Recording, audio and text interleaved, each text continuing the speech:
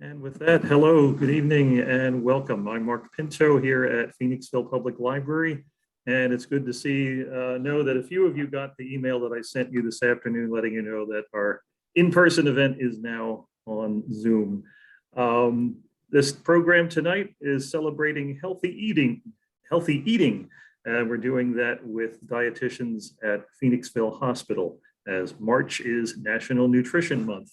This program is part of the Community Gardening Around the Village series that the library has been partnering with since the fall of 2020, I guess. And I'd like to acknowledge all our partner organizations in the series, and they include Phoenixville Communities That Care, Phoenixville Recreation Department, Phoenixville Area Transition Living Landscape, Penn State Extension, Camp Hill, Kimberton Hills, the Phoenixville Hospital, Trellis for Tomorrow, and the Chester County Food Bank. We ask that you hold your questions. Actually, you can type any questions during the presentation into the chat and or wait until the end of the presentation when you can unmute yourself or type more questions into the chat. We're happy to have with us tonight two of the hospital's, Phoenixville Hospital's registered dietitians, Kelsey Behrndt and Morgan Switzer. Welcome, guys, and thanks for doing a quick pivot to Zoom tonight and this program for us. Take it away. Okay, so hi everybody, I'm Morgan. I'm currently a graduate student through Immaculata University, and I am a dietetic intern at Phoenixville, so I'm doing my internship program at Phoenixville Hospital. Today we're going to talk about different fruits and vegetables that you can start planting in our area soon or in the near future, and discuss their nutrient content. Ooh. Okay, so this is a map of the different growing zones throughout the United States. Each zone is determined by the average annual extreme minimum temperature that the area reaches. These zones can determine like what fruits and vegetables are going to be able to survive the weather. Chester County is a part of that darker green color, which is zone 6. Additionally, with picking the right fruits and vegetables, you also want to know the right time to plant those vegetables, when to harvest them, and they can have like a different transfer process. So the next slide, we're just going to start off with the vegetables that can be grown in the next month or so, and we'll discuss their nutrient content and different ways that you can incorporate them into the diet. So this is a picture of the Zone 6 planting schedule. So the months are listed up top, with January starting at the left-hand side. Each vegetable block has 3 different colors, the green being when the seed should be planted indoors. The orangey yellow color is when the plant can be transferred to outside, and the red is when the plant can be harvested. For example, if you're looking at carrots, you can start planting them in like April, transferring them in May, and harvesting them in June, and then you can begin this process again in August. So starting off with broccoli. Broccoli is a great source of dietary fiber, potassium, and vitamin C. It is important that you get fiber in your diet. Fiber can help keep our bowel movements regular. One thing to note about fiber in vegetables is that the fiber content will be highest in the raw form, so the fiber content will decrease during that cooking process. When picking broccoli, you want it to be large, firm, and a rich green color. Once picked, you can keep it in the fridge for about 3 to 5 days.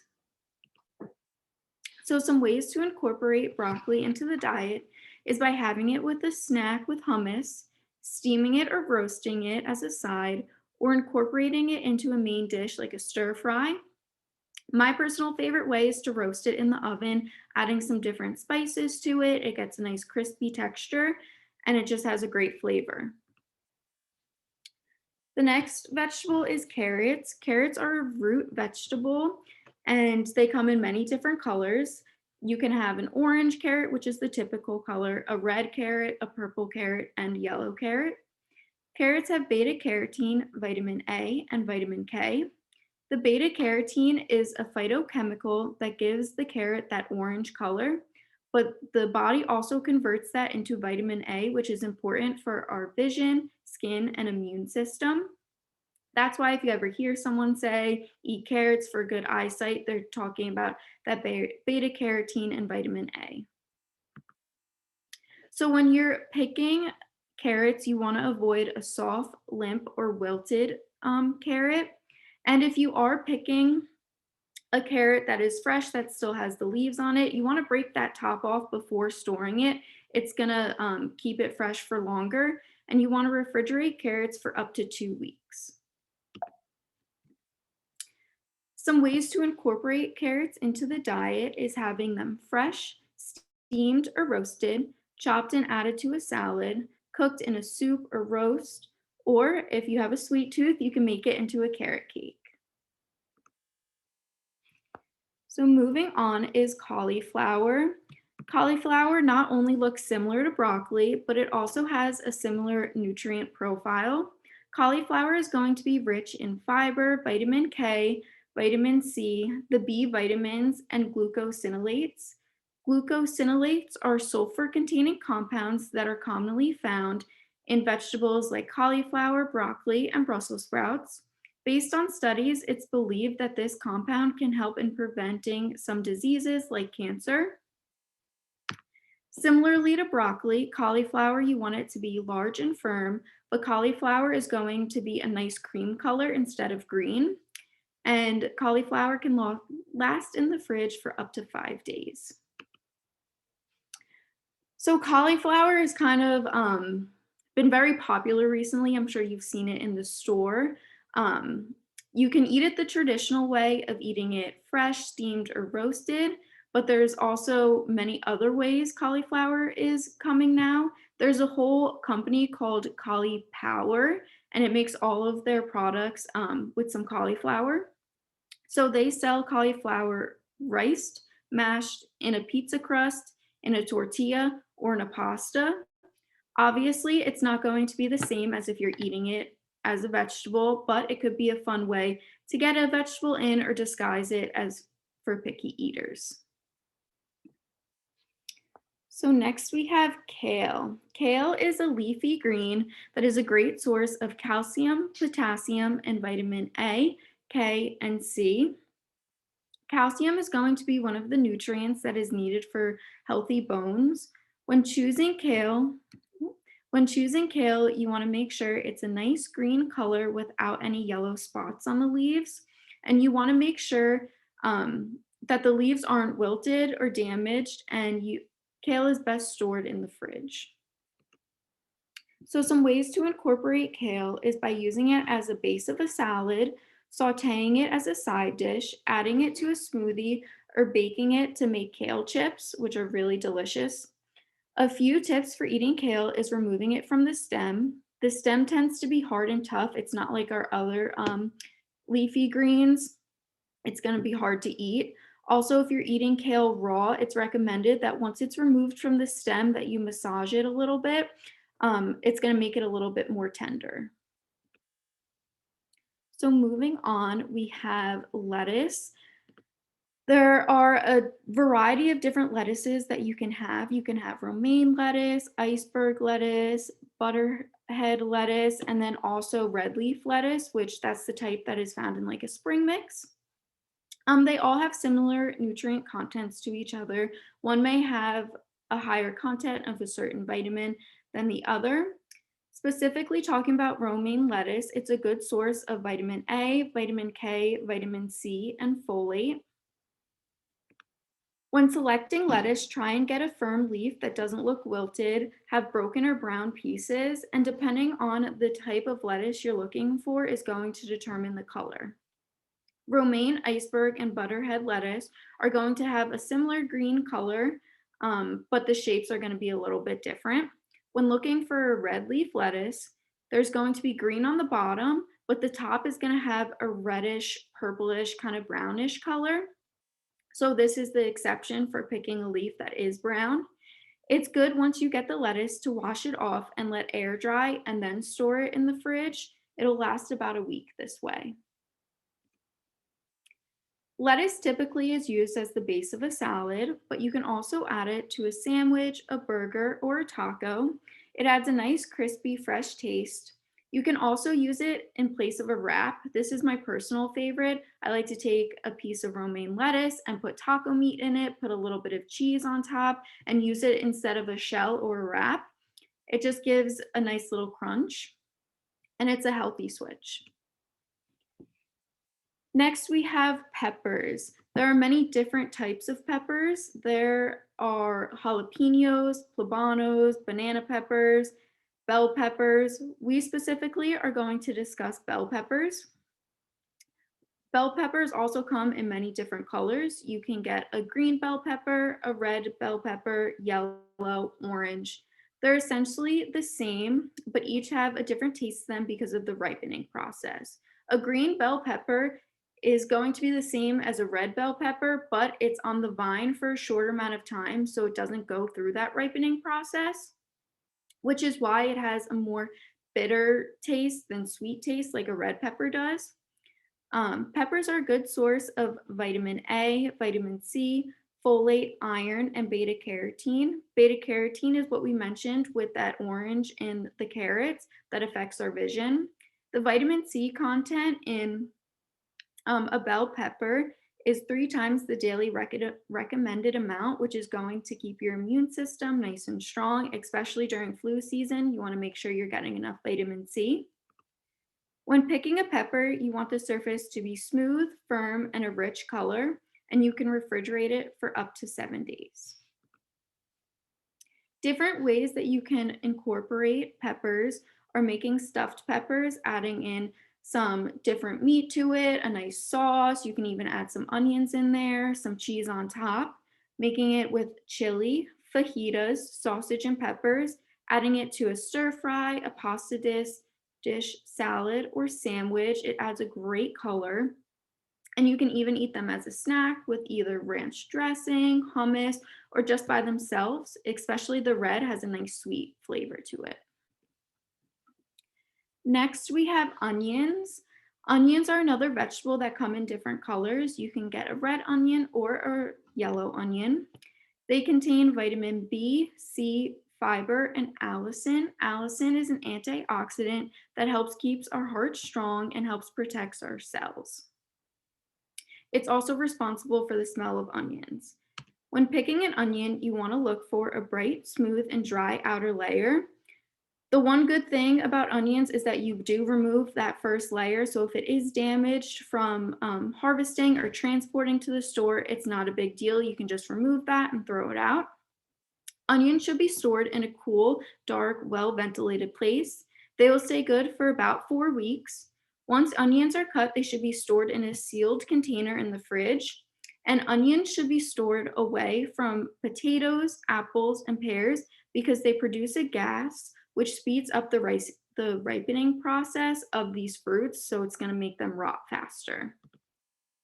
So some different ways to incorporate onion is adding it on top of a pizza, a sandwich, a burger, or a salad, adding it into a chicken, tuna, or pasta salad, making it into a soup. You have French onion soup. You can add it into a vegetable soup or chicken noodle soup.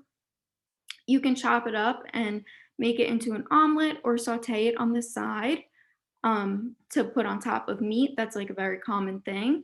When cooking onions, it's called caramelization, and it breaks it down into smaller sugar molecules, so it actually will have a sweet taste when it's cooked. And if you're someone who cries when cutting onions, try placing your onion in the freezer or in an ice bucket with some water. It's supposed to lessen the chemical that makes your eyes burn and sting, so give it a try. Next, we have spinach. Spinach provides vitamin A, vitamin C, iron, and fiber. 100 grams of spinach contains 15% of the daily value of iron. The iron in spinach is called non-heme iron, which is found in your plant sources. Iron from our diet is used to make hemoglobin, which is a protein in red blood cells. This is going to carry oxygen through our bloodstream to different parts of the body. And if you're picking fresh spinach, make sure it's a dark green color with no damage to the leaves. And when you're storing it, it's recommended to wrap it in a paper towel and store in the refrigerator. The paper towel is going to absorb any excess water, which is taking it away from the leaf, so it's not going to make the leaf get like wilty and soft.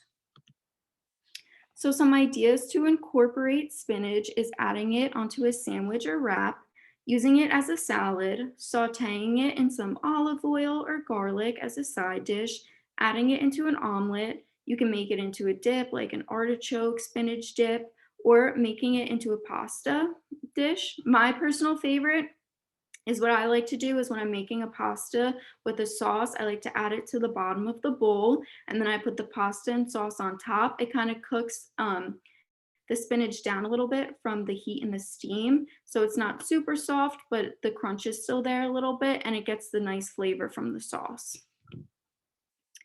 So next we're gonna move on to the different fruits. There are many different types of apples. Just to name a few, there's Honeycrisp, Granny Smith, Gala, Fiji, or Pink Lady. Apples are a good source of fiber, vitamin C, and potassium. In order to get the fiber from an apple, it's important that you're eating the outer skin part. This is going to provide the majority of the fiber, and it's going to be an insoluble fiber. Insoluble fiber does not break down, so it's going to keep everything moving throughout your GI tract. When selecting apples, you want to avoid apples that are bruised, pitting, or have insect damage, especially when you're going to a farm and picking your own. You want to make sure that there's not little tiny holes. That means that an insect has gone in there and eaten it. Apples can be stored in the refrigerator for 4 to 6 weeks. Some ideas to incorporate it into our diet is having it as a snack with peanut butter or cheese, making it into an applesauce, adding it on top of a salad, or baking it into an apple pie. Blueberries might be a tiny fruit, but they do have a lot of nutrients. Blueberries are rich in vitamin K, copper, manganese, phytochemicals. Copper is a nutrient that assists with the iron metabolism in our body. Does anyone remember the vegetable that I said? It was spinach, but spinach has iron. So adding blueberries to the spinach salad is a great way because iron and copper go hand in hand. So eating it together will make it easier to absorb the iron. When selecting blueberries, you want the berries to be firm and have a uniform color. The bluer the berry, the sweeter it's going to be. And it's recommended that you store blueberries in the refrigerator for 3 days. Some different ways to get it into your diet is by adding it to some breakfast foods like in a yogurt or oatmeal or a cold cereal, adding it to a blueberry muffin mix or pancakes, adding it on top of the salad, or making it into jam and jelly. Next is strawberries. A fun fact about strawberries, it is one of the only fruits that can be grown in every state in the United States. Strawberries are rich in vitamin A, vitamin C, and potassium. Potassium is necessary for the functioning of our cells. It's responsible for the nerve movements like our heart beating. So when you're not consuming enough potassium through your diet, it can affect our heart and make it slower and make you have high blood pressure. Another fruit that we're not going to discuss that has good potassium is bananas, just to note. When picking strawberries, you want them to be a bright red color and the leaves to be nice and green. If you notice that the leaves are dry or brown, pick from a different bunch or pick from a different container at the store. When storing the strawberries, you should have them in the fridge for 2 to 3 days and not wash them until you're ready to eat. This will keep them longer. So some ways to incorporate strawberries. Obviously, they're delicious on their own, but they're great on top of yogurt or oatmeal. Strawberries are great in a fruit salad or on top of a vegetable salad, added into a smoothie with banana, kale, or other berries. And the best way, in my opinion, is having them dipped in chocolate. So next we have peaches. Peaches are a drupe or stone fruit, and this means that their seed is on the inside and that tender fruit is on the outside with a nice thin layer of skin. Other stone fruits are plums, dates, mangoes, cherries, and olives. The skins of peaches is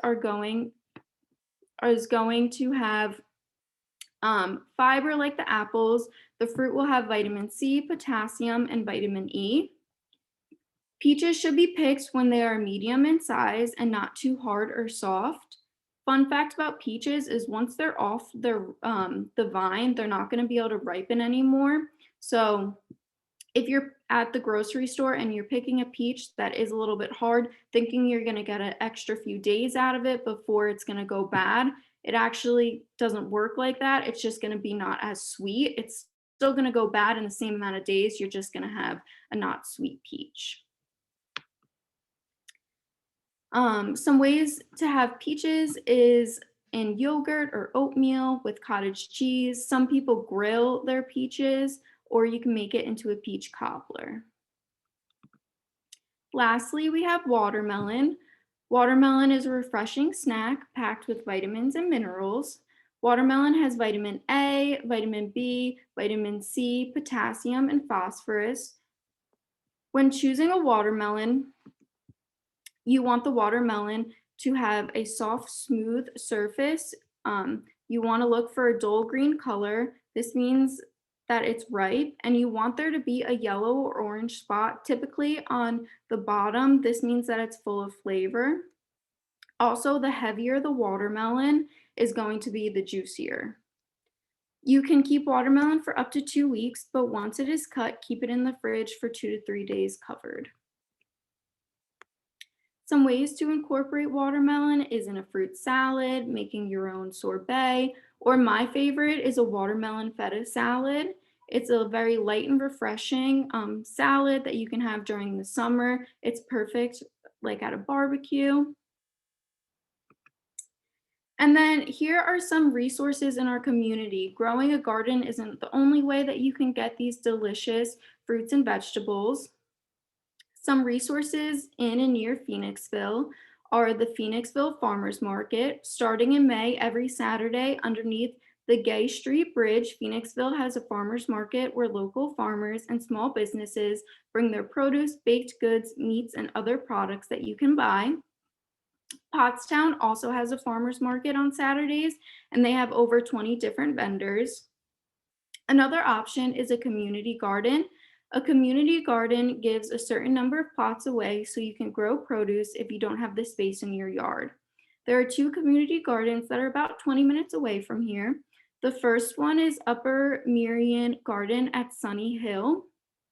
This is in King of Prussia, and the second one is Conshoken Community Garden. So this is just a great way if you don't have the space in your yard, but you're interested in starting your own garden. You can bid for a space, and they usually give you like a 10 by 10 plot. You have to take care of it yourself, but it does give you the space and resources. So to finish our presentation today, I have a little recipe video to make a salad that uses some of the vegetables and fruits that we discussed today.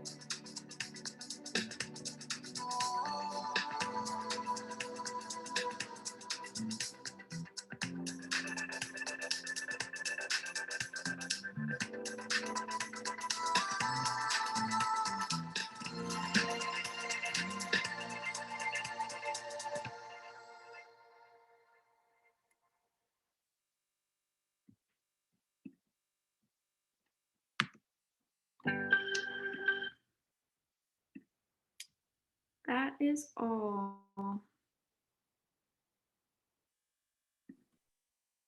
Thank you, Morgan. And of course, that video will be on our video if you need to watch that again for the recipe. There's a couple of comments and questions in the chat. Can you see those? Yes. Yeah, spinach can be put in a smoothie to hide it. Great way to add a vegetable in. Yeah, so when I was looking up different tips, because I know that I personally, I'm a crier when I cut onions and it's very painful and I hate it. So I was looking up different ways, and the best way that seems to work the best for most people is by putting it into the freezer or putting it in a bowl with like ice water, like a half hour before. It's supposed to stop the gas that makes us cry from being able to like be released. So I personally haven't tried it yet. I always forget before I'm about to start cooking. I'm like, well, I guess I'll just suffer through.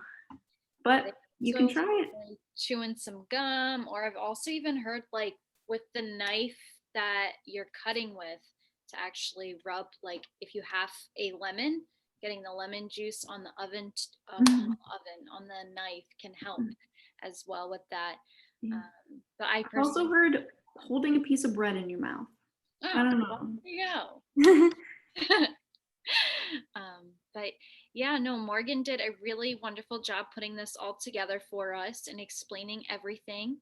I highly encourage everyone to try different fruits, different vegetables out. If you don't have a garden yourself, and before you go to a farmer's market, you know, before it opens in May, if you ever want to give it a try, definitely look at your local grocery stores. That's something I'm always encouraging people to do.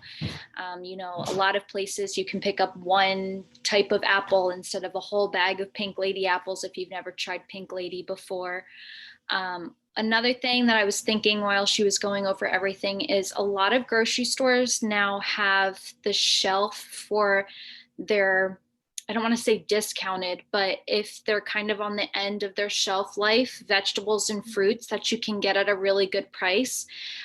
Something I've even been doing recently is if there's something on there that I haven't tried in a while, maybe didn't like it as a kid and I wanted to give it a try again. If it was on there, I could get a whole bag of peaches for like $1, and it's such a good deal and a really good way to try that in your diet. Thank you, Morgan. There were a lot of really good takeaways in that presentation. I didn't know about the antioxidant properties of allicin in onions, or that I've heard of like broccoli, cauliflower having cancer prevention properties, but I didn't know they were called glycosinolates. I was taking notes. It's very interesting. Nor did I know about how the heavier watermelon is the juicier watermelon. I did not know that. So that's actually very helpful, because sometimes you are kind of taking a chance when you. And I always thought when it had like the yellow spot on it that meant that it wasn't good, but that actually is good. That means that like it was planted correctly on like the back side. So it's good to know.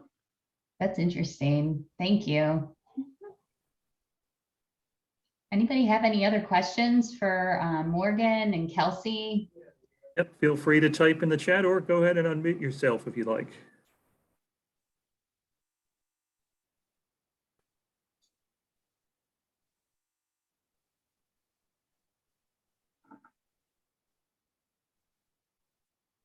I know I always think I'm eating healthy, eating my vegetables when I have carrot cake. So that's why I put that in there. Everything in moderation, right? Yeah. Right. Anybody?